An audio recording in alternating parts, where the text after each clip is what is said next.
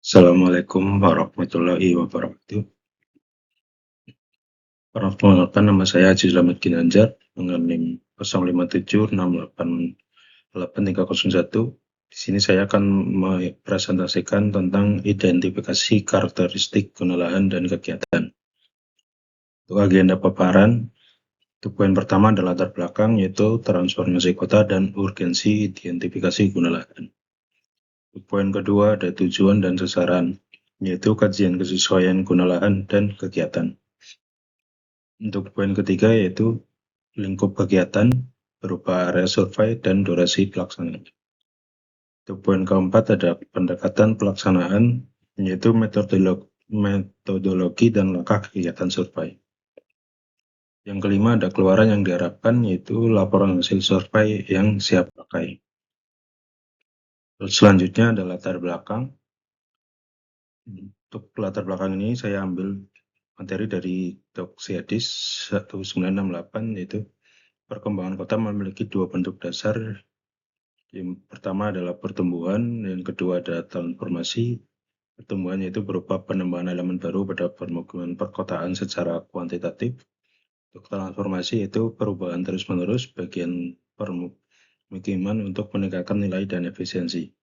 Fokus kajian kali ini yaitu transformasi guna lahan, yang dimana ini sering menimbulkan ketidaksesuaian dan rencana tata ruang kota. Dampaknya meliputi perubahan sosial, budaya, ekologi, dan ekonomi masyarakat perkotaan. Selanjutnya ada tahapan proses transformasi. Untuk tahap pertama ada penetrasi, tahap kedua ada invasi, untuk tahap ketiga ada dominasi, dan keempat ada suksesi. Dari tahapan proses transformasi ini ada catatan penting, yaitu proses transformasi menjadi persoalan ketika pembangunan tidak sesuai rencana tata ruang. Selanjutnya ada pengertian guna lahan dan kegiatan.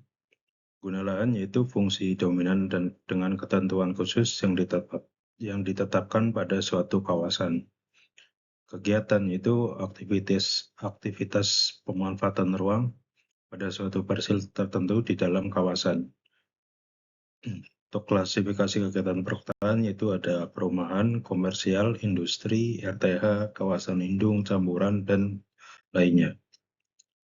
Untuk tujuan survei kali ini yaitu mengkaji kesesuaian antara guna lahan dan kegiatan melalui pemahaman sistem dan karakteristik guna lahan serta variasi kegiatan yang berkembang di dalamnya. Sasaran kegiatan yang pertama ada teridentifikasinya karakteristik guna lahan di Kota Bandung. Yang kedua, teridentifikasinya variasi kegiatan dalam suatu guna lahan. Dan sasaran kegiatan ketiga yaitu teridentifikasinya karakteristik kegiatan yang berkembang di dalam guna lahan. Untuk keluaran yang diharapkan yaitu ada laporan hasil survei, satu laporan hasil survei yang siap pakai untuk kepentingan tahap proses perencanaan selanjutnya. Selanjutnya ada lingkup kegiatan. Lingkup kegiatan yang pertama adalah lokasi survei, durasi, cakupan. Selanjutnya ada pendekatan pelaksanaan. Dalam tahapan persiapan survei ini, yang pertama adalah pemahaman dan perumusan masalah topik survei. Yang kedua adalah merumuskan kebutuhan data. Yang ketiga merumuskan populasi dan sampel. Yang keempat adalah memilih, menyusun, dan menggunakan perangkat survei. Yang kelima menentukan target area untuk disurvei. Yang keenam melakukan survei dengan etika survei. Dan yang ketujuh yaitu mengolah dan menampilkan data. Serta yang terakhir yaitu interpretasi sederhana dari data. Untuk selanjutnya adalah pembentukan organisasi kegiatan, langkah-langkah perorganisasian agar kegiatan berjalan efektif dan efisien. Untuk yang pertama adalah organisasi tim, pembentukan survei dengan peran yang jelas. Yang kedua adalah proposal kegiatan, yaitu penyusunan dokumen perencanaan kegiatan. Yang ketiga adalah pembahasan kegiatan, yaitu diskusi dan finalisasi rencana kerja. Yang keempat ada kebutuhan data, bertugas untuk identifikasi pola kebutuhan dan jenis data. Untuk yang kelima adalah ada pencarian data, bertugas untuk pengumpulan data primer dan sekunder. Dan yang terakhir adalah perkiraan biaya, bertugas untuk menghitung estimasi anggaran kegiatan survei. Berikut untuk klasifikasi kenelaan perkotaan. Untuk lahan perkotaan ini didominasi dari fungsi perumahan yaitu 45%, fungsi komersial ada 20%, fungsi industri ada 10%, dan fungsi RTH 10%. Kawasan indung ini ada 5%, untuk fungsi campuran ada 7%, dan untuk fungsi lainnya ada 3%. Selanjutnya ada alur kegiatan survei. Yang pertama adalah persiapan dan perumusan, yaitu untuk merumus persiapan itu untuk pemahaman masalah dan merumuskan kebutuhan data. Selanjutnya adalah untuk yang kedua ada pengumpulan data, yaitu mengumpulkan data primer dan sekunder, populasi, dan sampel. Untuk kegiatan selanjutnya ada survei lapangan yang berisi tentang etika survei dan target area untuk pelaksanaan. Selanjutnya ada pengolahan data, ada tabulasi data dan visualisasi data. Dan yang terakhir ada interpretasi dan pelaporan yang berisi tentang interpretasi sederhana dan penyusunan laporan. Selanjutnya ada metode pengumpulan data, dibagi menjadi dua, ada survei primer yaitu observasi lapangan langsung, dokumentasi foto guna lahan, selanjutnya ada wawancara narasumber kunci, dan terakhir ada pemetaan parsial.